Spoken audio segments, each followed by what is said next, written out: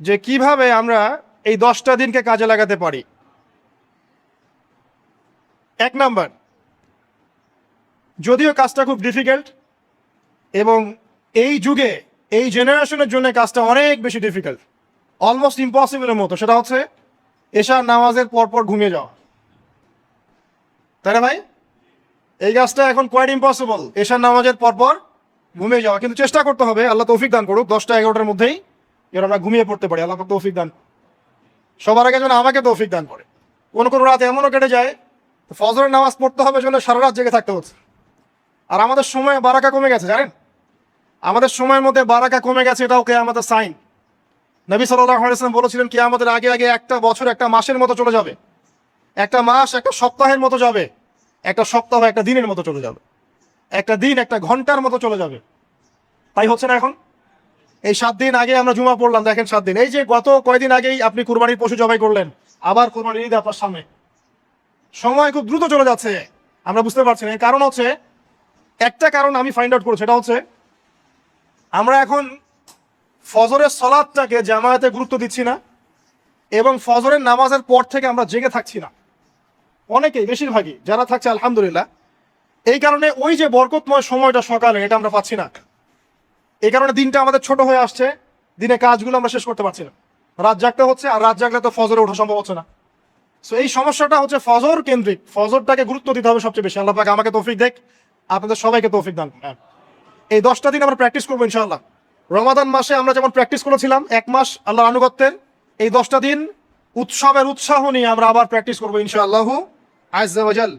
আর এই বিষয়গুলো বেশি বেশি প্রচার করবেন অনলাইনে, কারণ আমাদের জাতিটা, আমি জানি না সৌভাগ্য না দুর্ভাগ্য, আমরা খুব ইস্যু পাগল জাতি। ইস্যু একটা ধরিয়ে দিবেন, এটা নিয়ে আসতে থাকবে, যে কোনো ইস্যু। নবী সাল্লাল্লাহু আলাইহি ওয়াসাল্লামকে অবমাননা করা হয়েছিল, এখন কয়জনের মনে আছে? মনে আছে কয়জনের? তারপরে ইস্যু চলে আসলো বন্যা, এখন কয়জনের মনে আছে যে বন্যা হয়েছিল? এখন আছে সেতু, এটা নিয়ে সবাই কথাবার্তা বলছে। এরপরে দেখবেন আরেকটা নতুন ইস্যু, সেতুর কথা মানুষ ভুলে যাবে। আমরা কেন জানি সাইকোলজিক্যালি এমন হয়ে গেছে যে ইস্যু একটা ধরিয়ে দিলেই 5 দিন 7 দিন 10 দিন কথা বলতে থাকি, আবার ইস্যুও শেষ, কথা বলাও শেষ, মানুষ ভুলে যায়। তো এই কারণে মনে করিয়ে দেওয়ার স্বার্থে জিলহজের 10 দিনের ফজিলত আমাদের সবাইকে মনে করিয়ে দেওয়া লাগবে, ঠিক আছে? অনলাইন অফলাইনে সবাই প্রচার করবেন।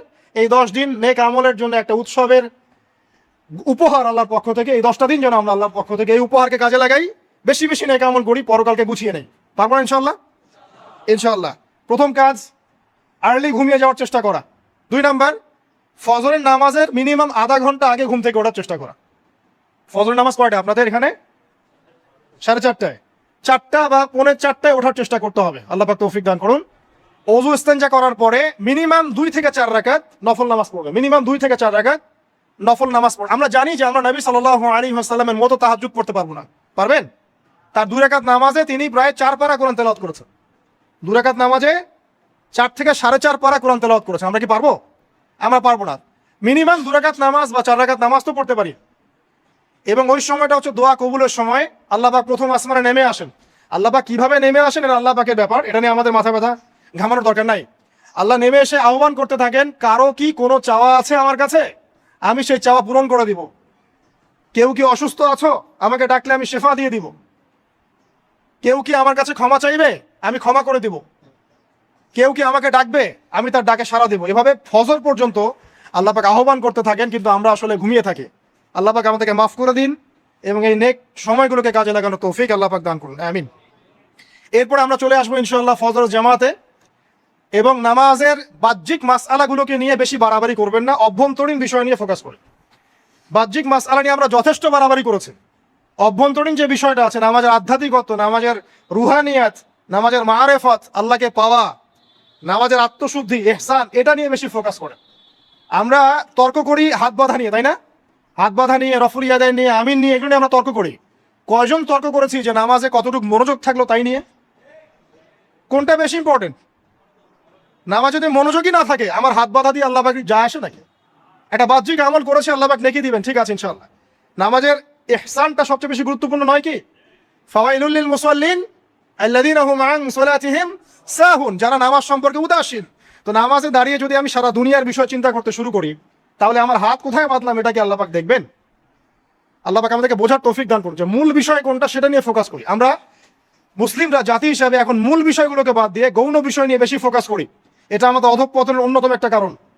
আল্লাহ পাক আমাদেরকে বোঝার তৌফিক দান করুন, আমিন।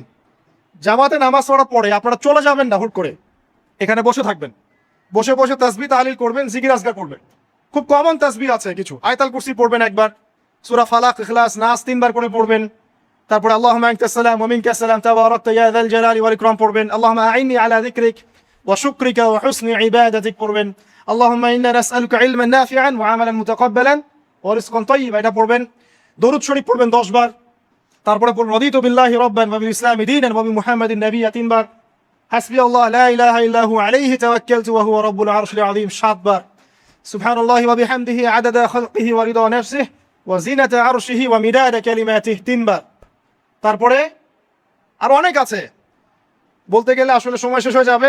আমি একটা বইয়ের নাম বলে দেই, এই বইয়ের মধ্যে সব পাবেন, ঠিক আছে? বইটার নাম হচ্ছে হিসনুল মুসলিম। কি নাম? হিসনুল মুসলিম। অ্যাপসও আছে, পকেটে অ্যাপস রাখতে পারেন, পকেট সাইজ বই পাওয়া যায়, পকেটে রাখতে পারেন। নামাজের পরে খুলে খুলে পড়বেন। এগুলো করতে গিয়ে আপনাকে কেউ বাধা দিবে? এগুলো করলে কি আপনি সন্ত্রাসী হয়ে যাবেন, মৌলবাদী হয়ে যাবেন, জঙ্গি হয়ে যাবেন? এই আমলগুলো করবেন, ছাড়বেন না, ঠিক আছে?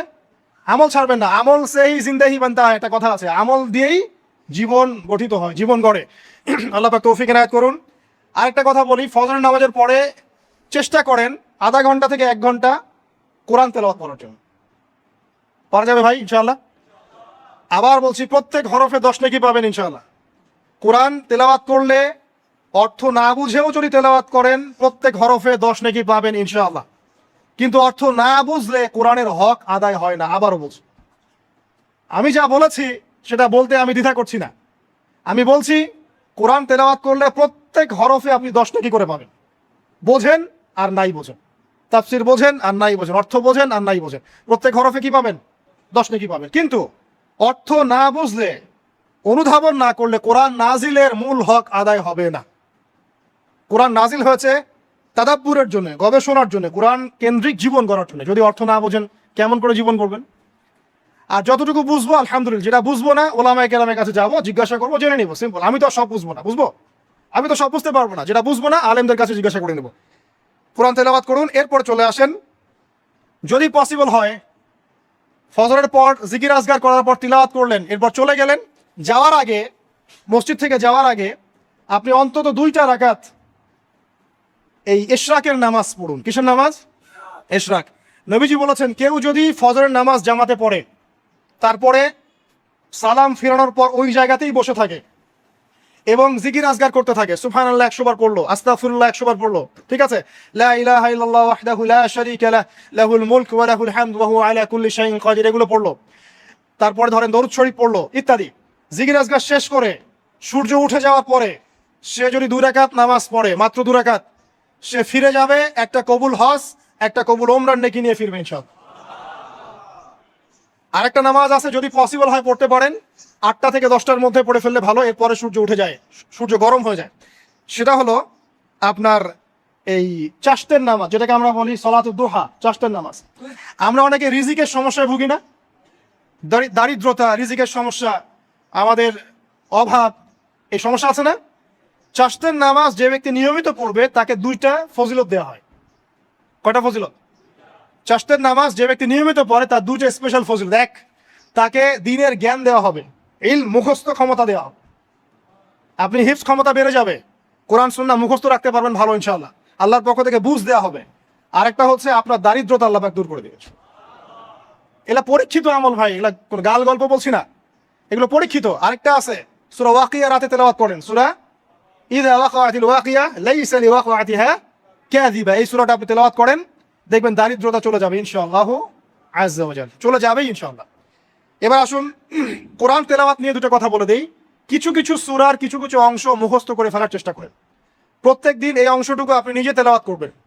ফর এক্সাম্পল, সূরা বাকারার প্রথম 5টা আয়াত, তারপরে আয়াতুল কুরসি 255 নম্বর আয়াত, সূরা বাকারার শেষের 3টা আয়াত, সূরাতুল আলে ইমরান শেষের 10 আয়াত, সূরা কাহফ প্রথম 10 শেষের 10, সূরা মুমিনুন শেষের 5-7টা আয়াত, সূরা তওবার শেষ পৃষ্ঠা, সূরা আহজাবের শেষ পৃষ্ঠা, সূরা ফালাক, সূরা নাস, সূরা ইখলাস, সূরা কাফিরুন, সূরা জিন এর প্রথম 10টা 20টা আয়াত, এছাড়া আরো সূরা হাশর শেষের 5-7টা এগুলো মুখস্থ করে ফেলেন, প্রতিদিন এগুলো আপনি চর্চা করবেন, পারবেন ইনশাআল্লাহ। প্রত্যেকদিন যদি কোরআন তেলাওয়াত করেন একটা নেকি আছে, একটা ফজিলত স্পেশাল, সেটা হলো কোরআন কিয়ামতের মাঠে আপনার পক্ষে সুপারিশ করবে।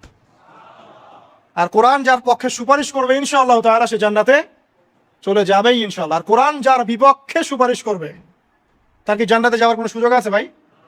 আল্লাহ বোঝার তৌফিক দেখ, আমিন। চাষতের পরে এশা এগুলো আমরা জামায়াতে আদায় করার চেষ্টা করবো ইনশাআল্লাহ। আল্লাহ পাক আমাদের সবাইকে তৌফিক দান করুন। আজকে জুমার নামাজে আমরা যেমন সবাই এসেছি, একইভাবে যেন আসর মাগরিব এশাতেও সবাই আসতে পারি, এই নিয়াত আমরা পাকাপোক্ত করি। যদি জামাত না পান, ঘুমিয়ে থাকেন বা ভুলে যান, যখনই ঘুম থেকে উঠবেন তখনই নামাজ, যখনই ঘুম থেকে উঠবেন তখনই নামাজ। যদি ভুলে যান, মনে হবে তখনই নামাজ। ঘুমিয়েছিলেন, ফজর হয়ে গেছে, 8টা বেজে গেছে, উঠবেন, আগে ফজরের নামাজ কাজা করবেন, তারপরে অন্য কিছু ছাড়ার কোনো অবকাশ নাই।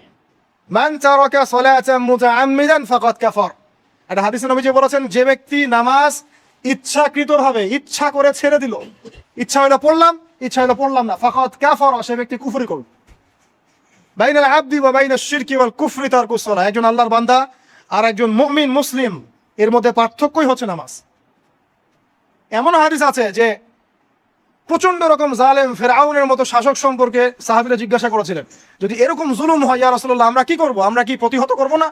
নবীজি বলেছেন, ইল্লা মা সাল্লাহ, না, যতক্ষণ তারা সালাত আদায় করে ততক্ষণ তাদের বিরুদ্ধে যেও না। তার মানে নামাজ নাই, ইসলামের খাতায় নাম নাই। অতএব নামাজ কাজা হয়ে গেলেও কাজা করবেন, ভুলে গেলেও নামাজ আদায় করবেন। যদি জামাত না পান বাসায় পড়বেন, যদি পসিবল হয় মসজিদে জামাত শেষ হয়ে গেছে বাসায় জামাত করে পড়বেন। নামাজের কোনো মাফ, আল্লাহ পাক তৌফিক দান করুন, আমিন। এরপরে আসেন, 2টা নামাজ আছে এটা আমরা পড়ি না, বা অনেকে পড়ি অনেকে অবহেলা করি, কিন্তু এটা বড় ফজিলত আছে, বলবো। বেলাল রাদিয়াল্লাহু আনহু নাম শুনেছেন? যখনই নবী সাল্লাল্লাহু আলাইহি ওয়াসাল্লাম জান্নাতে যেতেন, মানে জান্নাত আল্লাহ পাক তাকে দেখাতেন, তখনই তিনি তার বেলাল রাদিয়াল্লাহু আনহুর পায়ের শব্দ শুনতে পারতেন। বেলাল রাদিয়াল্লাহু আনহুর পায়ের শব্দ তিনি শুনতে পারতেন। আর একজন যোগ্য নেতা যিনি, তিনি তার অনুসারীর পায়ের শব্দও চিনেন। কথা বুঝতে পারছেন? আচ্ছা, গলার ভয়েসও চিনেন। তো বেলাল রাদিয়াল্লাহু আনহুকে তিনি জিজ্ঞাসা করেন, ইয়া হে বেলাল, তুমি কি এমন আমল করো যার ফলশ্রুতিতে তুমি জান্নাতে আমার সামনে সামনে হাঁটছো? সুবহানাল্লাহ। কোন বেলাল? যিনি একজন কৃতদাস ছিলেন, নিগ্রো, কালো, দেখতে হয়তো আপনার আমার মতো সুন্দর না, তাই না? আফ্রিকান মানুষ, যাকে ওই যে রোদের মধ্যে শুয়ে পিটানো হয়েছিল, হয়নি? সেই বেলাল রাদিয়াল্লাহু আনহু, সুবহানাল্লাহ। তখন তিনি বলছেন, ইয়া রাসূলুল্লাহ, আমি তো এমন কোন আমল করি না, আপনারা যা করেন তাই করি, তবে যখনই আমার অজু ছুটে যায়, অজু ভেঙে যায়, আমি তখনই অজু করি, আর সেই অজু দিয়ে আমি 2 রাকাত নামাজ পড়ি। এই নামাজটাকে কি বলে? তাহিয়াতুল ওযু। এই তাহিয়াতুল ওযুটা আমরা আদায় করার চেষ্টা করবো, আল্লাহ পাক তৌফিক দান। আরেকটা আছে তাহিয়াতুল মসজিদ। দেখবেন অনেকেই মসজিদে আসি আমরা ধাপ করে বসে পড়ি, তাই না? আসলে কিন্তু মসজিদে এসে 2 রাকাত নামাজ পড়ে বসা সুন্নাত। মসজিদে একটা হক আছে, মসজিদে আসলেন, 2 রাকাত নামাজ পড়লেন, সংক্ষিপ্ত আকারে পড়লেন, পড়ে বসবেন, এটা করা উচিত। আল্লাহ পাক তৌফিক এনায়েত করুন, আমিন। এরপরে আসেন, এই 10 দিন কি করব আমরা? এগুলোর পাশাপাশি বেশি বেশি তাকবীর দিবেন। তাকবীর মানে আল্লাহু আকবার, আল্লাহু আকবার, লা ইলাহা ইল্লাল্লাহ, আল্লাহু আকবার, আল্লাহু আকবার, ওয়ালিল্লাহিল হামদ। সাহাবীদের মধ্যে আবু হুরায়রা রাদিয়াল্লাহু আনহু, আব্দুল্লাহ ইবনে আব্বাস, আব্দুল্লাহ বিন ওমর, এই বিখ্যাত সাহাবীরা যখন এই 10 দিনে উপস্থিত হতেন, তারা বাজারে গেলেও তারা বাজারে গিয়ে তাকবীর দিতেন জোরে জোরে। অন্য সবাই শুনে সবাই তাকবীর দিত, তাহলে সমস্বরে তাকবীর হতো। এই সুন্নাহটা চালু করা যেতে পারে। আল্লাহ পাক আমাদের সবাইকে তাকবীর দেওয়ার তৌফিক দান করুন, আমিন। এরপর এই 10 দিন আমরা বেশি বেশি যে কাজটা করার চেষ্টা করবো সেটা হলো তওবা। বেশি থেকে বেশি তওবা করার চেষ্টা করা উচিত। আর তওবা মানে শুধু আস্তাগফিরুল্লাহ ওয়া আতুবু ইলাইহি পড়া নয়। তওবার 2টো ভাগ আছে। কবিরা গুনার জন্য একরকম তওবা, আর সগীরা গুনাহ এমনি এমনি মাফ হয়ে যায়। সগীরা গুনার জন্য একটা সগীরা গুনাহ হয়েছে, আপনি একটা ভালো কাজ করলেন, আগের গুনাহ মাফ। একটা গুনাহ হয়েছে, আপনি ওযু করলেন, চোখের হাতের সব গুনাহ মাফ। একটা গুনাহ হয়েছে, আপনি সদকা করলেন, গুনাহ মাফ। মানে গুনাহ মাফের অনেক সুযোগ আছে, কিন্তু কবিরা গুনাহ মাফের শর্ত আছে। শর্ত কি? 1 নাম্বার, পাক্কা নিয়াত করা যে আর কোনোদিন এই কাজটা করবো না ইনশাআল্লাহ। 2 নাম্বার, ইচ্ছা করে ওই পাপে আর লিপ্ত না হওয়া। এবং 3 নাম্বার, নিজে এই পাপের জন্য কান্নাকাটি করা, অনুতপ্ত থাকা, তাহলে ইনশাআল্লাহ মাফ হয়ে যাবে। আরেকটা শর্ত আছে, যদি পাপটা অন্য কারোর সাথে সম্পৃক্ত হয়, যেমন ধরেন কারো টাকা মেরে দিয়েছেন, টাকা শোধ করেন নাই, যেটা আমাদের সমাজের ট্রেডিশন হয়ে গেছে এখন। জমি মেরে দিয়েছেন, শোধ করছেন না, মান সম্মানের হানি করছেন, মিথ্যা অপবাদ দিচ্ছেন, হ্যাঁ, এক কথায় মানুষের সাথে সম্পৃক্ত হক, মানুষের ক্ষতি করেছেন আপনি, তখন কি করতে হবে? তখন ওই মানুষের কাছে গিয়ে ক্ষমা নিতে হবে। খুব ডিফিকাল্ট, এবং এটার জন্য একটা বড় মনের দরকার আছে, মনের স্বচ্ছতার দরকার আছে। ভাই আমি তোমার টাকা ধার নিয়েছিলাম, দেই নাই, এই নাও টাকা, শোধ করে দিলাম। ভাই আমি তোমাকে ভালো মন্দ বলেছিলাম, তোমার গীবত করেছি, আল্লাহ তোমাকে মাফ করে দেয়, তুমি আমাকে মাফ করে দাও। খুব ডিফিকাল্ট না এগুলা? এগুলা করতে হলে বড় মন লাগবে, আর যদি এগুলো আমরা না করতে পারি তাহলে সমস্যা আছে। কিয়ামতের মাঠে আল্লাহ পাক ধরবেন, এবং যারা হকগ্রস্ত এদেরকে দাঁড় করাবেন কিয়ামতের মাঠে। নিজের নেকি তাকে দিয়ে ঋণ শোধ করতে হবে, অথবা তার গুনাহ নিজের আমল নামে নিয়ে ঋণ শোধ করতে হবে। কোনটা বেটার বলেন? দুনিয়াতে ছোট হওয়া না পরকালে ছোট হওয়া? তাই আমরা সবাই সবার কাছে মাফ চেয়ে নেই যে আল্লাহ পাক আমরা সবাইকে মাফ করে দেখ। যদি আমি আপনাকে কষ্ট দিই, আপনি আমাকে মাফ করে দেন। আপনি আমাকে কষ্ট দিয়ে থাকেন, আমি আপনাকে মাফ করে দিলাম। এই বিষয়ে চলে আসেন, আল্লাহ পাক তৌফিক দান করুন, আমিন। আর একটা তওবা করুন, আস্তাগফিরুল্লাহাল্লাযী লা ইলাহা ইল্লা হুয়াল হাইয়ুল কাইয়্যুম ওয়া আতুবু ইলাইহি। দিনে 70 বার বা 100 বার, দিনে 70 বার বা 100 বার। যদি না পারেন অ্যাটলিস্ট এতটুকু বলবেন, আস্তাগফিরুল্লাহ ওয়া আতুবু ইলাইহি, আস্তাগফিরুল্লাহ ওয়া আতুবু ইলাইহি, 70 বার বা 100 বার। এরপরে আসেন, এই 10 দিনের অন্যতম একটা আমল হতে পারে সওম রাখা। যদি পারি এই 10টা দিন সওম রাখবো, যারা পারছি না মিনিমাম 3টা 4টা 5টা অ্যাটলিস্ট রাখবো। আর যারা সেটাও পারছি না, কমপক্ষে আরাফার দিনের সিয়ামটা যেন মিস না যায়, ঠিক আছে? আরাফার দিনের সওম যেন মিস না যায়। আল্লাহ পাক তৌফিক এনায়েত করুন সবাইকে, আমিন। আরাফার দিনের সওম বিগত 1 বছর, আগামী 1 বছরের গুনাহ মাফের কারণ হয়ে যাবে ইনশাআল্লাহ। যত গুনাহ আমরা করেছি 1 বছরে, আরাফার সওম রাখলে সমস্ত গুনাহ মাফ হয়ে যাবে। একটা হাদিসে পড়েছিলাম, ইবলিস আরাফার দিনে সবচাইতে বেশি অনুতপ্ত হয়, মানে হতাশায় ভোগে। একটু আগে বললাম না, ইবলিস আমাদের প্রতিবন্ধকতা, সে সবচেয়ে বেশি হতাশায় ভোগে আরাফার দিনে। আরাফার দিনে আল্লাহ পাক কাছাকাছি চলে আসেন, রহমত নাজিল হতে থাকে, সেটা দেখতে পারে। এবং আরাফার দিনে আল্লাহ পাক যত মানুষকে মাফ করে দেন এবং জাহান্নাম থেকে মুক্তি দেন, তা অন্য কোনো দিনে করেন। অগণিত অসংখ্য মানুষকে আল্লাহ পাক আরাফার দিনে মাফ করে দেবেন ইনশাআল্লাহ। অতএব এই দিন সওম রাখতে হবে। কারা সওম রাখবে? যারা হজ করছে না তারা রাখবে, মানে আমরা যারা হজ করতে যেতে পারিনি এবার, তারা রাখবো ইনশাআল্লাহ তাআলা। এছাড়া বেশি বেশি সওম রাখার চেষ্টা করা উচিত এই 10 দিন। ফজিলত একটা হাদিস একটু আগে বলেছি, একটা সওম আপনার কি হবে? 1 বছর সওমের নেকি পাওয়া যাবে ইনশাআল্লাহ তাআলা। হজ এবং উমরা করা, যারা এই 10 দিনে হজ উমরা সুযোগ পেয়েছে তারা আল্লাহ পাকের মেহমান। আমরা দোয়া করবো আল্লাহ পাক তাদের সবাইকে সুস্থতার সাথে হজ করা তৌফিক দান করুন, এবং আমাদেরকেও জীবনে অন্তত একটাবার হলেও মাকবুল হজ করা তৌফিক আল্লাহ পাক দান করুন, আমিন। এবং একটা হাদিস এসেছে, যে ব্যক্তি বিশুদ্ধভাবে হজ করতে পারে, মাকবুল হজ, মাবরুর হজ, সেই ব্যক্তি ওই দিনের মতো নিষ্পাপ হয়ে যাবে যেদিন তার মা তাকে প্রসব করেছিল। সুবহান। আরো একটা কাজ আছে এই 10 দিনে, সেটা হলো ঈদুল আজহা এবং কোরবানি। ইনশাআল্লাহ তাআলা নেক্সট যে খুতবা আসবে সেই খুতবায় আমরা কোরবানি, এর মর্ম, এর গভীরতা, এর শিক্ষা নিয়ে আলোচনা করবো ইনশাআল্লাহ। তবে কোরবানির সামনে আছে, এই 10 দিনের মধ্যে আমরা পশু কিনবো। পশু কেনার সময় আপনি আপনার সামর্থ্যের সেরাটা কিনবেন, এবং পশুকে কেন্দ্র করে কোনো রকম শো অফ করবেন না। আমারটা 1,60,000, আমারটা 1,80,000, কত ভাই এত, গলায় লটকিয়ে দেওয়া, এইসব কাজ করতে যাবেন না, ঠিক আছে? কিন্তু পশুকে আপনি মহব্বত করবেন, পশুকে নিজ হাতে খাওয়াবেন, পানি পান করাবেন, যাতে তার প্রতি আপনার মহব্বত সৃষ্টি হয়। এবং এই মহব্বতের প্রাণীটাকে আপনাকে কুরবানি দিতে হবে। মনে রাখবেন, যিনি কুরবানি দিচ্ছেন তিনি যেন একজন ইসমাঈল আলাইহিস সালাম। যাকে কুরবানি দেওয়া হচ্ছে সে যেন যিনি কুরবানি দিচ্ছেন তিনি যেন একজন ইব্রাহিম আলাইহিস সালাম, আর যাকে কুরবানি দেয়া হচ্ছে সে যেন একটা ইসমাঈল আলাইহিস সালাম। সবচেয়ে প্রিয় বস্তুটাকে কুরবানি করতে হবে। এই জন্য আপনি আপনার সামর্থ্যের সেরাটা কিনবেন। এখানে অনেক মাসআলা আছে, আমি মাসআলাগুলো দিতে যাচ্ছি না। অনেক বড় বড় আলেম ওলামা আছেন, তাদের শরণাপন্ন হয়ে আপনারা এগুলোর মাসআলা নিয়ে নেবেন, ঠিক আছে? তবে আমি একটা বিষয় বলবো, খালি কুরবানিকে কেন্দ্র করে কোনো রকম রিয়া, অহংকার, লোক দেখানো কাজ করতে যাও, এবং পরিবেশ দূষণ হয় এমন কোনো কাজ করতে যাও। আল্লাহ পাক যেন আমাকে সবার আগে এর উপর আমল করা তৌফিক দান করেন, আমার পরিবারকে তৌফিক দান করেন, এবং অতঃপর আপনাদের সবাইকে যেন আল্লাহ পাক এই তৌফিক দান করেন, আমিন।